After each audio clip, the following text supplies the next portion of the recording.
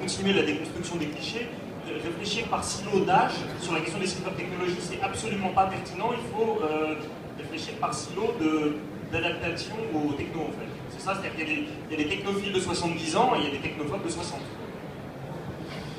Oui, alors il y a plein de questions dans ce que vous venez de dire, Vincent. Moi, je parle de ma position de coordinateur de Leroy Merlin Source, qui est le réseau de recherche de Leroy Merlin sur les problématiques d'habitat, et on travaille depuis presque 10 ans sur un sujet qui s'appelle habitat et autonomie. Donc nous, la question de la cible du marché concernant l'adaptation du domicile, elle s'est posée très vite, et on s'est dit au fond, quand on parle d'adaptation du logement, à qui on s'adresse? Et pour faire part d'une expérience qu'on a conduite, on a conduit en magasin ce qu'on appelait au début des années 2000 des débats en magasin sur le bien vieillir chez soi. On n'avait évidemment jamais personne. Quand on faisait le même débat sur maîtriser ses consommations d'énergie, on avait énormément de monde. Donc évidemment personne ne veut se voir vieux et on est dans une société où personne ne s'imagine vieux. Le vieux c'est toujours l'autre. Et c'est l'autre assez vite. Alors ce qu'on a évoqué dans la préparation de ce débat, c'est qu'il faut simplement se dire qu'en France, on a une idée du fait de devenir vieux lié au plus près d'âge de la retraite, l'âge administratif de 60 ans, que les Français dans les études d'opinion ont bien compris qu'on était vieux plutôt autour de 72-73. Chaque nouveau sondage apporte une augmentation de l'âge auquel ils pensent que l'autre est vieux. Et on voit bien qu'aujourd'hui dans les EHPAD, les personnes âgées qui rentrent en EHPAD ont plutôt autour de 85-86 ans. Donc on voit bien que la question du fait d'être vieux, c'est une donnée éminemment variable en fonction de l'analyse qu'on peut porter et en fonction de l'état des personnes. Moi, ce que j'aime bien dire, c'est qu'il y a un sentiment du vieillir, plus que du vieillissement, qui se produit au moment de la cessation partielle ou totale d'activité. Et donc, quand les individus reviennent chez eux, vivre avec leur conjoint. Donc là, il y a un premier sentiment du vieillir, qui n'est pas celui du sentiment d'être vieux forcément. Il y a une deuxième étape qui est celle de la rencontre, ce qu'on disait tout à l'heure à table, et ça faisait rire mes petits camarades, c'est quand l'homme revient chez lui à la maison, il pense que c'est sa maison, mais en fait ça fait 40 ans que c'est pas la sienne, mais celle de sa femme. Et donc il n'a pas d'espace pour ses activités. D'où les pics de divorce qu'on voit pas mal autour de 65-70 ans et les reconfigurations conjugales qui sont difficiles pour les enfants.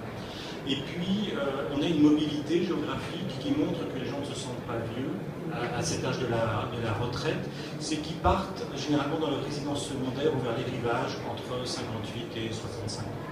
Et puis on a par contre une vraie mobilité d'ajustement liée au sentiment de vieillir qui se produit autour de 70, 72, 73 ans quand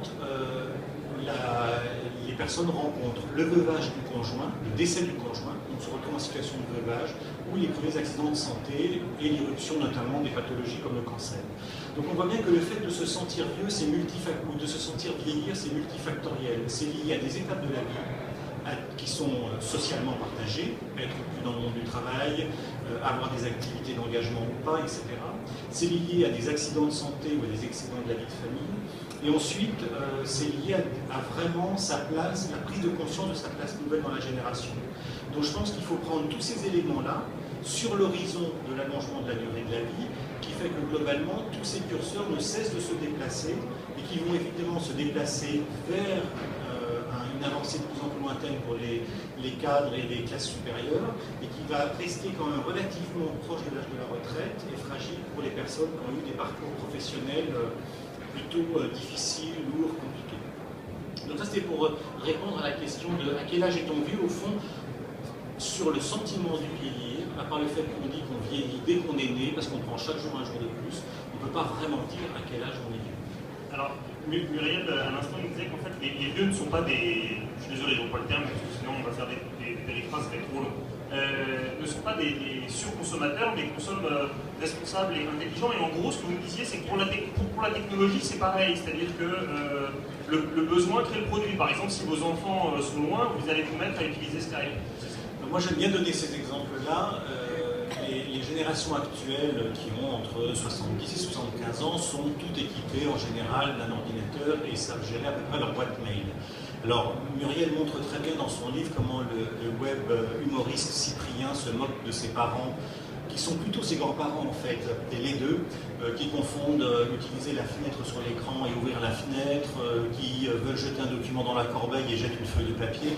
C'est un peu caricatural, ça se rencontre sûrement encore, mais c'est quand même pas la majorité. Aujourd'hui, même j'imagine dans les formations de la FNAC, plus personne ne confond son texte mail et le texte Word. Ça, plus personne ne confond. Moi, ce que je trouve assez intéressant, c'est que les gens utilisent les nouvelles technologies en fonction de leurs besoins réels et pas comme les générations les plus jeunes, par des effets de mode, des effets de sentiment de modernité ou le désir d'être absolument up-to-date. Ça, c'est très important. Et notamment, il suffit qu'il arrive un événement grave pour que se mette en place l'accès à un nouveau service. Alors l'exemple le plus proche que j'ai, c'est un couple de personnes âgées, enfin moi je les trouve âgées pour moi, elles ont 74 et 76 ans, et le mari a eu un cancer cette année. Et ce qui était très frappant, c'est qu'ils utilisaient les mails pour donner un certain nombre d'informations, ils ont reçu le dossier médical et les informations médicales sur leur boîte mail, donc ça ils ont pu gérer ça extrêmement bien, mais leurs enfants sont partis en vacances, se sont éloignés, et là soudain il y a eu un sentiment de panique. Comment est-ce qu'on fait si les enfants sont loin alors qu'on est en pleine radiothérapie et chimiothérapie? Eh bien, alors que ça ne leur était jamais venu à l'idée et qu'ils n'en avaient pas la représentation, ils ont demandé à ouvrir un compte Skype. Ce qui a permis à ces personnes d'utiliser Skype et de rester en lien à un moment extrêmement difficile en contact avec leurs enfants. Un autre exemple qui vient du champ du handicap et que je trouve assez fascinant et qui va rejoindre la silver economy sur son côté moins positif, mais plutôt du côté de la conception, c'est qu'il se trouve que je travaille beaucoup avec des personnes en situation de très lourd handicap, qui ne sont pas des personnes âgées, mais des personnes qui sont dépendantes d'outils technologiques pour leur vie quotidienne. Et un de mes amis a eu un nouveau respirateur, donc il a une amyotrophie spinale, il a 57 ans, ça fait 37 ans qu'il survit, et il a donc un nouveau respirateur. Ce qui est absolument fascinant, c'est que ce nouveau respirateur lui a été vendu comme permettant toutes les configurations possibles et très électronique. Donc c'est le respirateur qui doit lui permettre de vivre mieux. Sauf que les ingénieurs qui ont conçu ce respirateur n'ont pas du tout pensé qu'il allait vivre à domicile, qu'il vivrait à domicile. Donc lui, sa problématique, c'est qu'il a dû former 5 auxiliaires de vie différentes à la manipulation du respirateur, avec la marge d'erreur inhérente à 5 personnes différentes manipulant une machine sensible. Il a à peu près 4 minutes d'autonomie de respiration quand il est débranché. Donc lui, en fait, le nouveau respirateur a accru son risque vital. Et comme la machine est très perfectionnée, mais qu'elle est aussi plus sensible, y compris au chaud et au froid, elle se dérègle plus facilement que l'ancien respirateur. Et donc là, je me suis dit, à quoi et à quel besoin on a voulu répondre? Est-ce qu'on a voulu répondre au fait que ces respirateurs devaient être vendus uniquement en service hospitalier, température constante, infirmières formées, s'occupant de ce genre d'aide-soignante formée? Ou est-ce qu'on a pensé éventuellement au domicile, mais je ne pense pas, et donc l'aide technique vitale pour ces personnes qui sont de plus en plus nombreuses à vivre à domicile est évidemment complètement inadaptée ou fait prendre des risques inutiles à l'ensemble.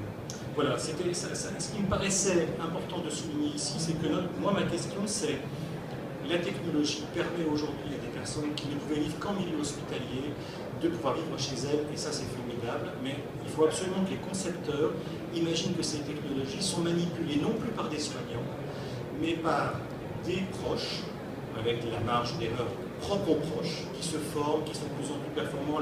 Le couple âgé dont je vous parlais, pour alléger la présence des infirmiers, l'épouse de cet homme a fini par changer les poches alimentaires, puisque l'homme était alimenté par son gastrique, a fini par changer les poches toute seule, à 76 ans. Donc ça veut dire que face à une petite machine à galets, des tuyaux qui se bougent tout le temps, les épanchements gastriques, et je vous en passe. Donc ça veut dire que les gens sont capables de s'adapter en situation à une technologie, mais simplement ce qu'il faut c'est bien la penser, et bien penser que ce sont des néophytes qui vont s'en occuper, puisque la cyberéconomie, si elle veut se développer, elle doit se développer non pas sur la base de professionnels seulement, mais sur la base vraiment du tout venant, que ce sera vous et nous qui allons utiliser ces technologies.